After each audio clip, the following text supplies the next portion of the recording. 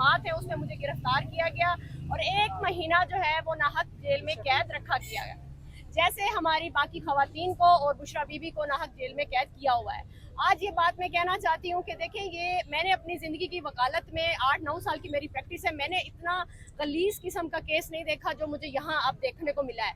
और जो अदालत के अंदर जो आर्गूमेंट्स चल रहे होते हैं, आप यकीन करें मैं खातून हूँ, चाहे मैं एक वकील हूँ, लेकिन मैं वहाँ खड़ी नहीं हो सक रही होती कि जो अल्फाज वहाँ पर बोले जा रहे होते हैं, एक औरत की तजलील की जा रही होती है। खुदारा आप लोग इस चीज़ का देखें कि एक खातून है और खातून बापर्दा खातून है, इस तरह वो एक खातून नहीं पूरे पाकिस्तान की खवातीन को वहाँ पे रिप्रेजेंट कर रही है। तो हमारी यही रिक्वेस्ट है कि जज साहब से हमें इंसाफ की उम्मीद है, देखिए इंशाल्लाह क्या होता है। खान साहब के लिए भी हम खड़े हैं और पाकिस्तान के लिए भी खड़े हैं। रहमानिर्रहीम, अस्सलाम वालेकुम। आज जो मैं जरताज गुल की क़यादत में, जो कि हमारी वुमेन विंग की प्रेसिडेंट है जनूबी पंजाब की, उनकी क़यादत में जनूबी पंजाब की तमाम सदूर और वर्कर्स आई हुई यहाँ पर इद्दत जो केस है उसकी पेशी थी और यहाँ पर सब मुंतज़िर हैं। तमाम खवातीन जो हैं वो कोर्ट की तरफ देख रही हैं कि ये एक इंतहाई गलीज़ किस्म का केस बनाया गया है, जिसके ऊपर तमाम खवातीन शर्मिंदा भी हैं और मजम्मत भी करती हैं इसकी, और उम्मीद ये करती हैं कि अदलिया की तरफ जो नजरें लगी हुई हैं खवातीन की, तो खवातीन को इंसाफ मिलेगा, क्योंकि ये सारी खवातीन का केस है, सिर्फ ये बुशरा बीबी का केस नहीं है।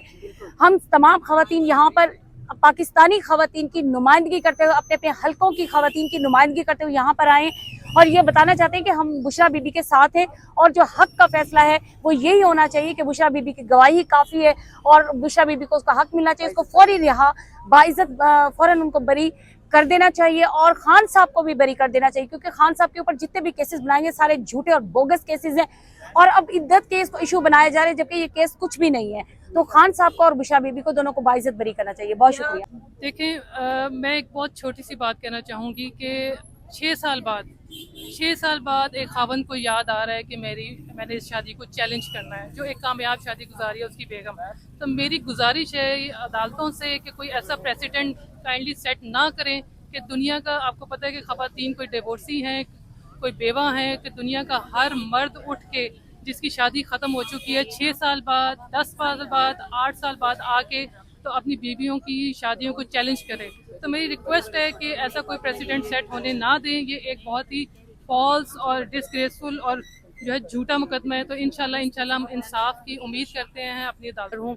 बीइंग अ लॉयर और बीइंग अ फीमेल, मैं एक बात करना चाहती हूँ कि किसी कानून में भी ये वाली बात इस तरह नहीं लिखी जाती, ना पढ़ी जाती। ख़ास तौर पर एक जिस तरह हम एक इस्लामी माशरे से ताल्लुक़ रखते हैं कि आप खवातीन के इस तरह के केसेस को आप चैलेंज करेंगे तो आप क्या प्रेसिडेंट सेट कर रहे हैं। अगर इस तरह एक खाविन 5 साल बाद उठ कर आ जाए और वो अपनी साबका बीवी, जिसका उसके साथ अब कोई ताल्लुक़ भी नहीं है, उसके निकाह को चैलेंज कर दे, तो आप क्या समझते हैं कि हम बाकी की खवातीन के केसेस को किस तरह ख़राब करें, उनकी शादीशुदा ज़िंदगियों को किस तरह ख़राब कर रहे हैं।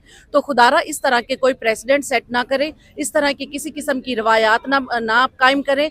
ये ना सिर्फ एक बुशरा बीबी का केस है, ये आप पूरे मुल्क पाकिस्तान, बल्कि पूरे जो मुसलमान खवातीन है दुनिया की, आप उनके लिए एक प्रेसिडेंट सेट करें जो कि गलत रिवायात है, इसको चेंज करें। और ये इस तरह नहीं होना चाहिए। एक औरत जिसने अपने मुंह से कह दिया, कुरान भी ये कहता है कि एक औरत जिसने अपने बारे में अपनी गवाही खुद दे दी है कि उसकी इद्दत कंप्लीट हो चुकी है, तो इसलिए वो आगे दूसरी जगह पर निकाह करने की हकदार है। तो उसका साबिक शौहर किस सूरत में, किस हैसियत में आकर इस तरह उसका निकाह चैलेंज कर रहा है।